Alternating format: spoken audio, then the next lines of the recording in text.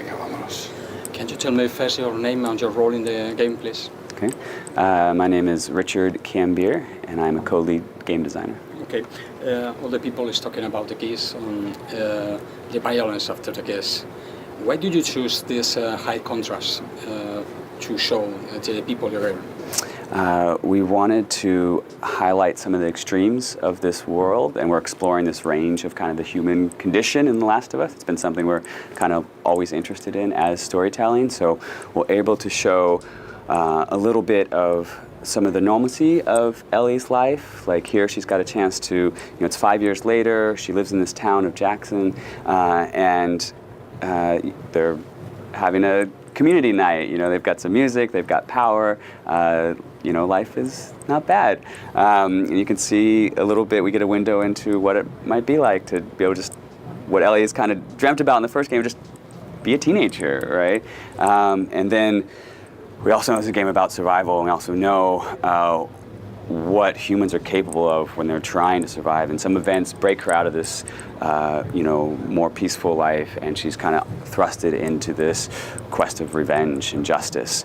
So then you also see, and this gives you just a little window into some of the things we're going to explore in this game. Mm-hmm. And in the game, the story, you are thinking about talking the story, telling the story with this high contrast also, in which you can play in this normal life and happy life, and then also jump to a violent scene, or is only for the trailer?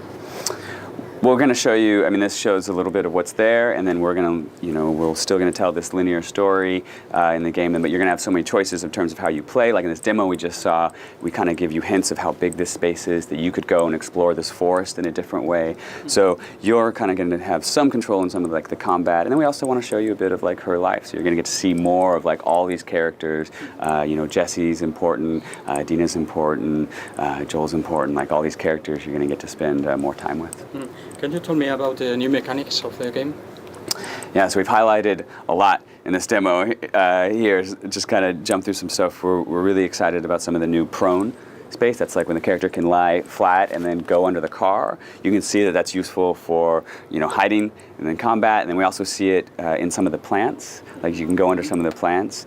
And we also highlighted in the moment in the parking garage when Ellie gets spotted and she gets suddenly in this 2v1 melee, and you can see that we're showing off new dodge mechanic, which is really exciting for us to give us more layers in terms of some of the melee combat. You can see her get like slammed into the car and dodge and then counterattack. And those are just kind of some of the exciting moments within there.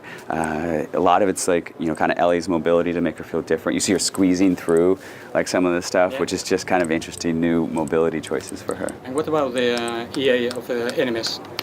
Yeah, you see that some of the ways in which they're searching, like that's really important when they come into that space and they're kind of grouped up tighter and they're working together, going to be harder to take down.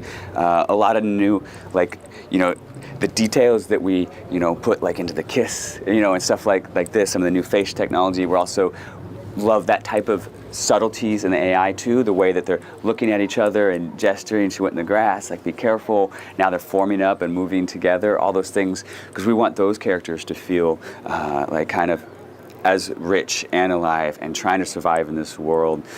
You get a little glimpse of them knowing each other by name. Right, one woman speaks this character as Ethan as he shows up, and they, one group's already searching, another one's kind of coming in reinforced, and they kind of meet up. It's not telepathic. The way they communicate is a natural way. Yeah, you see that like in the whistles and how they kind of communicate that one group discovered a body, and then the other group has to respond and hear like, oh, they did, shit, we better go and check stuff out.